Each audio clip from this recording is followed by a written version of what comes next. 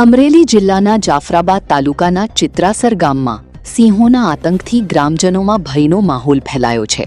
રાત્રિના સમયે સિંહો ગામની શેરીઓમાં ઘૂસી આવ્યા હતા અને 4 ગાયોના મારણ કર્યા હતા। સિંહોએ 4 ગાયોને શિકાર બનાવી મિજબાની માણી હતી। આ ઘટનાથી માલધારીઓ અને ખેડૂતોમાં ભારે ફફડાટ વ્યાપી ગયો છે। ગ્રામજનોનું કહેવું છે કે સિંહો વારંવાર ગામમાં ઘૂસી આવે છે, જેના કારણે જાનમાલના નુકસાનનો ભય સતત સતાવી રહ્યો છે। ઘટનાને પગલે ગ્રામજનોએ વન વિભાગ પાસે ગામમાં પેટ્રોલિંગ વધારવાની માંગ ઉઠાવી છે। સ્થાનિકોનું કહેવું છે કે સિંહોની વધતી અવરજવરથી રાત્રિના સમયે બહાર નીકળવું પણ જોખમી બની ગયું છે।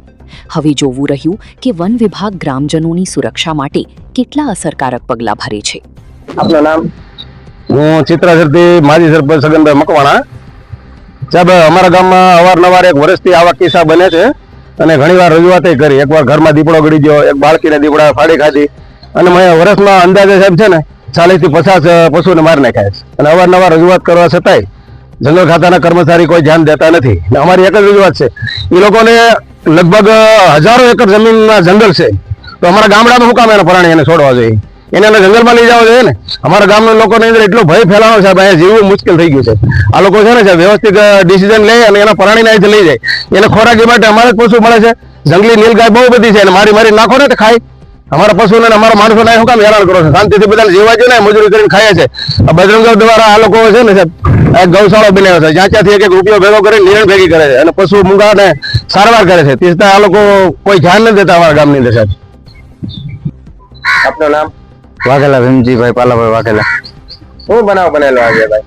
બનાવ એવો બનેલો છે કે અમારા ગામમાં જંગલી જનાવર આવી અને આજે 4-5 ગાયોનું મારણ કરી નાખેલું છે।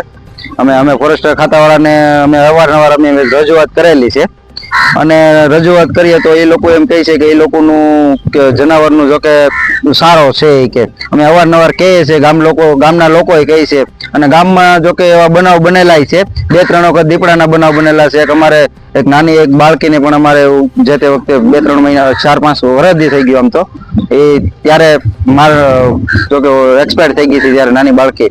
એવા બનાવ બની રહ્યા છે, તો છતાં અમે ગામના લોકો કહે, ગામના આગેવાનો કહે, અમારા બજરંગ દળના કાર્યકર્તાઓ ફોરેસ્ટર વાળા લોકોને કહે છે, એ સ્ટાફ કોઈ અમારું ધ્યાન ધરતું નથી। અને અમે આરએફઓ સાહેબને ફોન કર્યો હતો કે તમે કે કદાચ અમને ઓર્ડર ન કરી શકો અને અમે ચિત્રાસરમાં આવી ન શકીએ કે।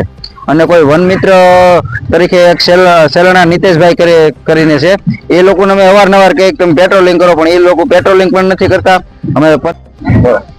આપણે મારું નામ ડાબી હરે, આપણે ચિત્રાસર ગામમાં 3-4 માલને હાવજો મારણ કર્યું છે, એની રજૂઆત આપણે કરેલી છે, 2-3 વખત કરેલી છે, પણ દર વખતે આ રીતનો કિસ્સો બને છે। દર વખતે આપણે કમ્પ્લેન્ટ કરીએ છીએ, લેકિન કોઈ મતલબ જવાબદારી કોઈ નથી લેતું એમ। એટલે આપણે કહેવા માંગીએ કે આપણે આવે ને આ વખતે બનાવ બને, બીજો બનાવ ન બને, એ માટે થઈને આપણે આ રજૂઆત કરીએ છીએ એમ।